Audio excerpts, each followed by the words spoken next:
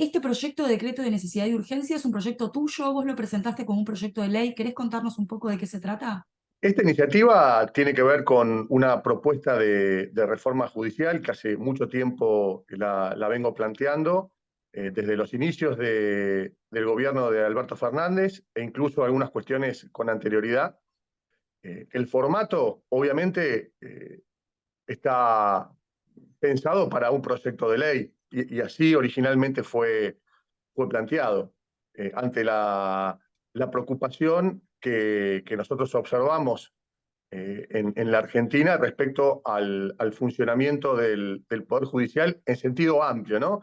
La necesidad de agilizar los trámites, de darle una perspectiva federal, de la ausencia total de paridad de género que tenemos en la cúspide del Poder Judicial. Hay otras iniciativas vinculadas con el funcionamiento de la justicia, como por ejemplo eliminar el famoso artículo 280 del Código Procesal, que le da una enorme discrecionalidad a la Corte para rechazar o admitir recursos sin fundarlos. También apuntamos a lo que hizo la provincia de Mendoza a partir de una iniciativa del actual gobierno provincial de eliminar las salas, que se sorteen todos los recursos que llegan a todas las cámaras de la justicia nacional y federal. Es una reforma que va un poco más allá de la ampliación de la Corte. Ahora, Bueno, la verdad es que al final del día se termina convirtiendo en no ya en un proyecto de ley, sino en un proyecto de decreto de necesidad y urgencia para ampliar la Corte Suprema. luego de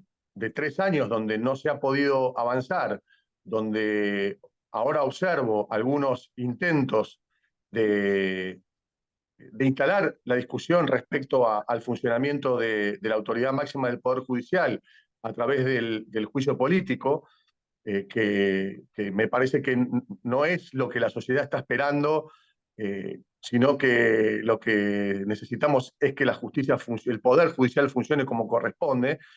Eh, bueno, sí, hemos conversado con algunos gobernadores para darle el marco de un decreto de necesidad de urgencia que posibilite el debate profundo de este tema que tarde o temprano, como marca la Constitución, va a tener que pasar por el Congreso. Ahora, Paco, digamos, si algo hace un decreto de necesidad de urgencia, más que posibilitar una discusión, es clausurarla, digamos. Las discusiones en el Congreso se dan justamente a través del trámite ordinario de sanción de las normas. El decreto de necesidad de urgencia lo que hace es impedir que ese debate se produzca en el Congreso. No, no, hoy, a partir de la reforma del 94 y con la ley que regula la Comisión Bicameral de DNU, todos los DNU deben ser rechazados o ratificados en el Congreso de la Nación. Es Pero, decir, que sí digamos, o sí va a tener un pero, trámite parlamentario. pero, digamos, la intervención del Congreso en la revisión de los decretos de necesidad de urgencia es posterior a la existencia del decreto, a la vigencia del decreto, porque además esa ley del año 2006 tampoco establece un plazo para terminar de concluir ese proceso, con lo cual el DNU estaría vigente durante el tiempo, digamos, hasta que la comisión se reúna.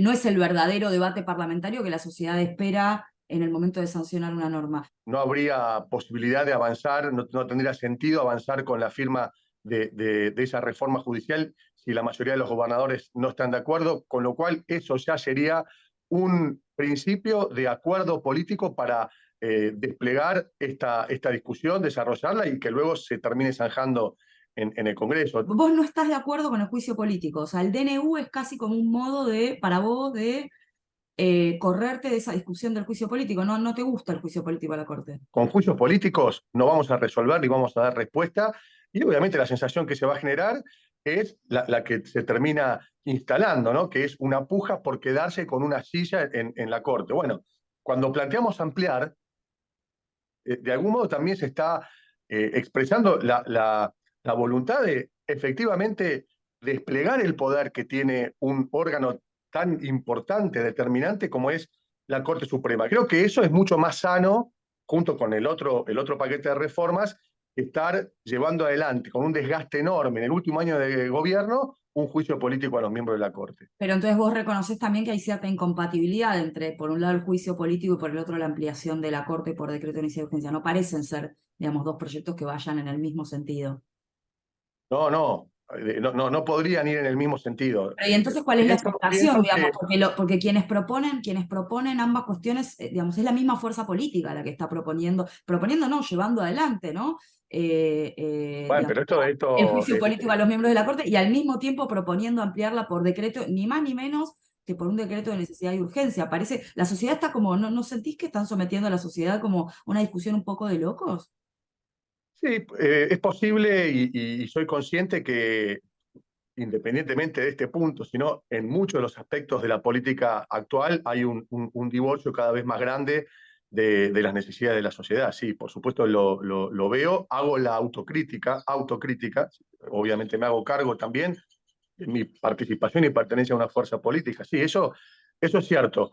Y creo que es cierto que ese divorcio tiene que ver con que nosotros como dirigentes políticos no estamos poniendo arriba de la mesa con la honestidad suficiente los temas que la sociedad está esperando de nosotros que discutamos y avancemos y modernicemos estructuralmente. ¿Y vos Entre pensás esos, el que Poder esto, Judicial. pero ¿y vos pensás que, digamos, reformar la Corte Suprema por decreto de necesidad de urgencia es un modo de contestar a las demandas de la ciudadanía? ¿En serio? Pienso que una reforma judicial es una prioridad absoluta, que hoy no están dadas las condiciones para iniciar el debate parlamentario que requiere una reforma como la que estamos planteando y que el proyecto de DNU para que pueda prosperar requiere acuerdo de gobernadores, donde están representadas ambas fuerzas políticas, que demostraría que hay un camino como para poder avanzar en esas reformas. El 50% de los jueces de la Corte estaban dispuestos a ingresar por decreto, con lo cual que ahora se plantee como algo sagrado, que es absolutamente inviable que por DNU, que tenga acuerdo de mayoría de gobernadores, donde están representadas las fuerzas políticas, pueda generar el inicio de un debate, en algún punto me parece un poco hipócrita e incoherente con la historia reciente de la Argentina, donde se han puesto jueces a dedo por decreto, donde se Pero han no fue deudado a la así, pero Argentina no por se los, pero decreto, Paco, finalmente no donde se los designó por decreto, justamente porque era algo inviable, digamos, y no era admisible desde el punto de vista del derecho. Entonces, no es algo que ocurrió. lo mismo cuando intentaron interpretar forzadamente el 2 por 1 a favor de los represores. Bueno, hay un Bueno, montón pero de ¿qué tiene cuestiones que en la ver eso? Argentina. Estamos de acuerdo en que eso fue un papelón, pero ¿qué tiene que ver eso con esto? Nada tiene que ver. No, tiene que ver con que ¿Vos hay me una vas a traer otros conciencia. papelones ajenos para justificar un decreto de necesidad de urgencia para reformar la Corte? No No, parece un no, buen argumento, Paco. no son papelones ajenos. Digo que no recuerdo que haya habido una reacción de constitucionalistas y de medios especializados cuando se echó mano a DNUs que todavía están vigentes, insisto. Por ejemplo, ley de medios. Pero tendrías que usar algún buscador para buscar las notas de su momento, porque sí generó, de hecho, tanto rechazo generó que no pudieron ser designados por decreto los jueces de la Corte La ley de y que el y que DNU el sobre fallo la ley de Muña hubo medios que está darlo vuelta. vigente, Mirá si no habrá Natalia. generado rechazo. No quiero con eso justificar que el DNU es la herramienta ideal para llevar adelante reformas profundas. No, pero la verdad es que estamos frente a una oposición que hace poquito era gobierno, que echó mano de los DNU, incluso para legislar en materias que están prohibidas por la Constitución, y hoy se niegan a concurrir al Congreso, eh, poniendo como condiciones cuáles temas están dispuestos a tratar y cuáles no. ¿Cuál es la necesidad y urgencia que justifica un decreto de esa naturaleza para reformar la integración de la Corte Suprema? ¿Es que la oposición no les da quórum para tratarlo a través de un procedimiento normal de sanción de leyes? Exactamente. Que no están dadas las condiciones para que el Congreso sesione como corresponde o que no está dentro del periodo de sesiones ordinarias. El estándar de necesidad de urgencia establecido por la Corte Suprema en una jurisprudencia pacífica desde hace 25 años es que tiene que haber circunstancias excepcionales que impidan que los legisladores y las legisladoras vayan al Congreso, equivalente a una guerra o un desastre natural. Esto es lo que dice la Corte desde 1999 hasta acá, pasando por un fallo el que te pasé ayer, Consumidores Argentinos, de 2010, que es clarísimo, que lo que dice además es, esto es excepcional, la interpretación debe ser restrictiva. Nadie que conozca esa jurisprudencia puede pensar en la Argentina que porque la oposición no te da quórum, vos podés dictar un decreto de necesidad de urgencia. Hoy la oposición, que son quienes están pegando el grito en el cielo por la posibilidad de este DNU, la oposición política, son aquellos que utilizaron esa herramienta para cuestiones que no tienen nada que ver con reformas estructurales como la que nosotros estamos planteando y que además, insisto, requiere del acuerdo de la mayoría de los gobernadores donde están representados ellos, ¿no? Pero lo que me estás contestando es, la oposición es igual de mala que nosotros, dicta decretos de necesidad y urgencia inconstitucionales, y entonces, bueno, bánquensela. Yo pregunto en términos de la ciudadanía, digamos, ¿cuál es la explicación constitucional cuando el Congreso está sesionando que la oposición no te dé quórum? No puede jamás ser un argumento constitucional que justifique un decreto de necesidad de urgencia. No hay circunstancias excepcionales que impidan que los legisladores y las legisladoras lleguen al Congreso. No hay una urgencia tal que no podamos esperar el trámite ordinario porque necesitemos una solución inmediata, que es bueno, el otro estándar de la Corte. ¿Cuál es la explicación? Eso es, la respeto, es tu mirada relativa de la situación. Yo interpreto, y seguramente esté equivocado, pero es mi interpretación, y te la digo con honestidad y con franqueza, no es de hoy, por eso no es que se me ocurrió ayer, esto hace muchos años que lo venimos planteando. Sí hay una urgencia y hay un obstáculo enorme, de hecho no se puede ni siquiera designar el miembro faltante de la Corte Nacional. Creo que si hay algo en la Argentina que es urgente y prioritario, es avanzar en una reforma judicial, es avanzar en transparentar la Corte, en agilizarla, en quitar discrecionalidad. Comparto lo que vos decís. Yo comparto lo que vos decís. A ver, yo no tengo ninguna duda de que es urgente una reforma judicial en la Argentina. El problema es que, digamos, el carácter de necesidad y urgencia no tiene que ver con lo que a nosotros nos parezca conveniente desde el punto de vista político, que yo lo comparto completamente que es urgente. Pero el estándar constitucional no es urgente en términos de es una política pública urgente. Eso no significa urgente. Urgente significa los legisladores no pueden llegar al Congreso o no podemos esperar porque es un tema que no puede esperar el trámite ordinario de sanción de las leyes porque hay una emergencia. En esto está pensando el constituyente y lo dice claramente la jurisprudencia de la Corte. La mera conveniencia no es suficiente. El fallo Verocchi 1999, el fallo Consumidores Argentinos en 2010. Claro que es urgente, claro que es una necesidad urgente, pero eso no quiere decir que cada vez que el Congreso no hace lo que al presidente le parece, entonces puede legislar por decreto. O sea, si no cada vez que vos no tenés mayorías en el Congreso y hay un tema que a vos te parece que es urgente para la sociedad, entonces legislamos por decreto. Esto es lo que vos estás sosteniendo. Bueno, pero el mismo argumento entonces se da para cuando la oposición tiene la mayoría y no concurre y no da quórum, entonces queda paralizado el Congreso. Y sí, queda paralizado, es una herramienta constitucional. Es lamentable. No es una herramienta constitucional, es una herramienta reglamentaria, está establecida en el reglamento de las cámaras. Cambien el reglamento de las cámaras. Bueno, también está previsto el decreto de necesidad de urgencia. Después, ahora, con límites que ustedes no están cumpliendo, Paco, con límites muy claros que ustedes no están cumpliendo. Necesidad de urgencia no significa lo que a mí me parece que es urgente y que la oposición no me da los votos. No, lo que a mí me parece, no, la política, la dirigencia política interpreta y además está arriba de la mesa esta necesidad imperiosa de trabajar respecto de reformas profundas en el Poder Judicial. Vos hablás de la oposición está bloqueando la designación del juez o la jueza, en este caso, que falta, porque claramente debiera ser una mujer la que reemplace a Elena Hayton de Nolasco, que se jubiló. Pero eso no obedece a la oposición. El presidente ni siquiera presentó una candidata, no es que, y entiendo, tu respuesta va a ser, bueno, no la presenta porque sabe que no tiene los votos en el Congreso, pero la responsabilidad legal y reglamentaria de presentar una candidata no es de la oposición, es del presidente, y está incumplida desde hace más de un año. En diciembre de 2021 venció el plazo que tenía el presidente por un decreto de Néstor Kirchner, el de autolimitación, que fue un buen decreto, que además lo pensó el propio Alberto Fernández y que ahora él mismo incumple. Entonces no me digas, la oposición lo bloquea, designen una candidata y cuando la oposición la bloquee en el Congreso, háganle saber a la sociedad que la oposición es una irresponsable. No están dadas las condiciones de madurez suficiente para que en la Argentina existan los acuerdos políticos necesarios para cubrir una vacante en la Corte o para avanzar en una profunda reforma judicial. Como no existe esa madurez suficiente, lamentablemente, y en esto coincido, a veces hay que recurrir a herramientas que fuercen, de algún modo, el debate, la discusión. Pero es increíble, no es el mejor camino. Es increíble. Vos elegís forzar la discusión de elegir a la integrante de la Corte que falta por un DNU, o sea, te amenazo con un DNU para forzar la discusión en vez de proponer una candidata, que es el método legal y reglamentario que pensó el propio Néstor Kirchner con Alberto Fernández para cubrir esa vacante. Bueno, este proyecto no es para forzar la designación del miembro de la Corte que falta, que quede claro. Es para forzar el debate central de la reforma judicial en la Argentina. Vos correctamente criticás, digamos, la falta de perspectiva de género, la falta de, no solo ya de paridad, digamos, esta cuestión de hay 4 varones en la Corte Suprema tomando decisiones, vos haces una propuesta de ampliación con paridad, vos no le pedís a tu presidente que designe a la reemplazante de Hayton de Nolasco, y digamos, o sea, después si la oposición no le gusta la propuesta, bueno, será otro tema, pero ¿con qué cara piensan en ampliar la Corte Suprema o en reformarla o en someterla a juicio político?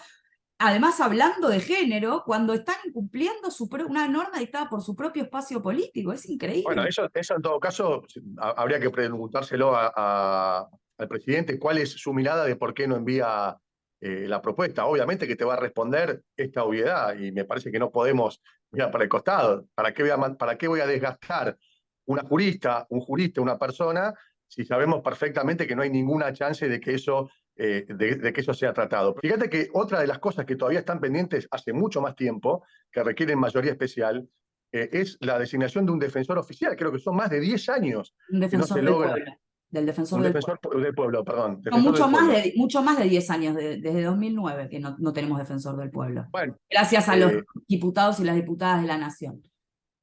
esto muestra una inmadurez absoluta nuestra de poder generar los acuerdos políticos en el buen sentido de la palabra que impliquen, primero, Pero cumplir Paco, con la legislación yo y estoy de segundo, acuerdo con avanzar en vos. las reformas que se necesitan. Yo estoy de acuerdo con vos, lo que me parece alucinante es que vos creas que la manera de lograr ese acuerdo sea tirarle a la sociedad un DNU por la cabeza para ampliar la Corte a 25 miembros. Eso es lo que no... Yo el diagnóstico lo comparto, sí, sí, Lo son respeto, unos irresponsables, claro. respeto No, tu opinión, pero respeto tu opinión, respeto tu pero, opinión. pero vos no notás que genera, digamos, genera mayor, rompe más de lo que construye, ¿no lo ves eso No, no, políticamente? porque instala el tema. Hay mucha gente y principalmente muchos jóvenes que por ahí desconocen cuáles son las iniciativas que se están planteando como para salir del laberinto por arriba. Bueno, esta es una manera. Ojalá se pueda hacer de la mejor manera, que es con un debate abierto, con académicos, con constitucionalistas, con la política, con los medios especializados. Esto obviamente lo de los gobernadores, ¿no? La idea de que participen los gobernadores o las gobernadoras y el jefe o la jefa de gobierno de la ciudad en la propuesta de 2 candidatos o candidatas sobre los cuales luego el presidente elegiría y mandaría, digamos, su propuesta al Senado para la confirmación.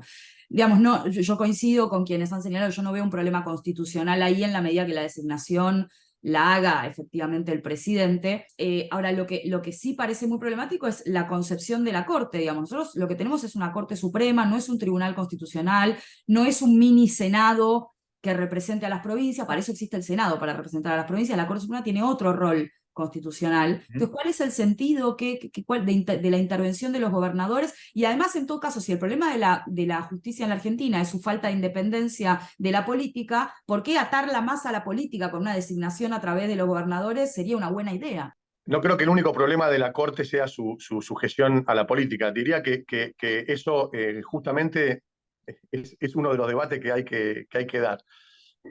Creo que hay sujeción de la Corte a otros intereses que son ajenos a lo público y lo político y no solamente de la Corte, sino de una parte importante del Poder Judicial.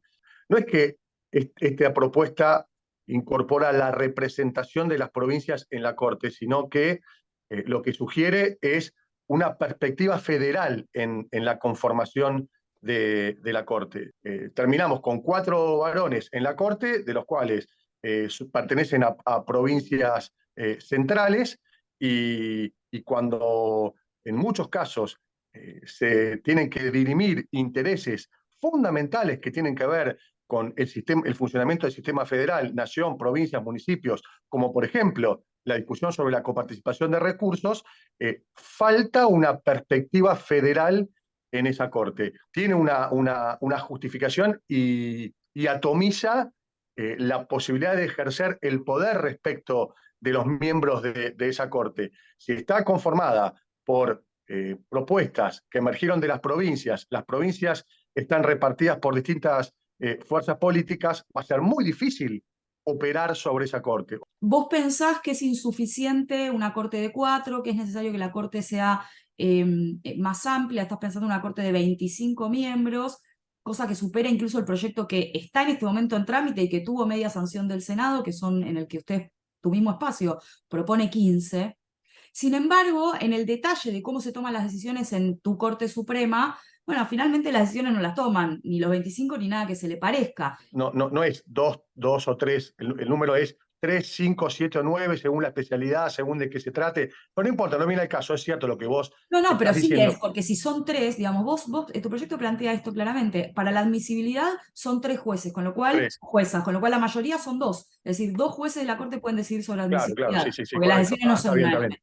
Y cuando toman decisiones sobre el fondo del asunto son 5 jueces, la mayoría son Sí, 3. sí. Entonces, no Está bien, sí, parece correcto, es como, así. o sea, 2 jueces o juezas van a decidir sobre la admisibilidad y 3 podrían decidir sobre el fondo de un derecho muy relevante para los argentinos y las argentinas. Parece que Sí, más bueno, bien hoy está pasando. acota la intervención Hoy en son lugar de 3, ampliarla. hoy son 3 hombres. Eso, pero entonces, ¿qué cambia? Son siempre los mismos 3. Como siempre son los mismos 3 en la Cámara de Casación, si un expediente entra a una sala y ya de por vida va a quedar ahí y que ha sido mal utilizado eso para el famoso forum shopping. No, ahí hay una propuesta que tiene que ver con transparentar. Cada recurso que ingresa se tiene que sortear entre todos los miembros, ya sea de esta Corte ampliada o de cualquier Cámara. Y la intervención del Senado en una suerte de veduría de ese sorteo también parece como algo que no está previsto constitucionalmente, la posibilidad de que el Senado intervenga en revisar el modo en el que la Corte se reparte los expedientes. El Senado no, una comisión bicameral que puede ser reemplazada por el Consejo de la Magistratura o por cualquier otro órgano que se crea al efecto, porque convengamos que el sistema de sorteo de expedientes en la Argentina debe ser uno de los lugares más oscuros que hay.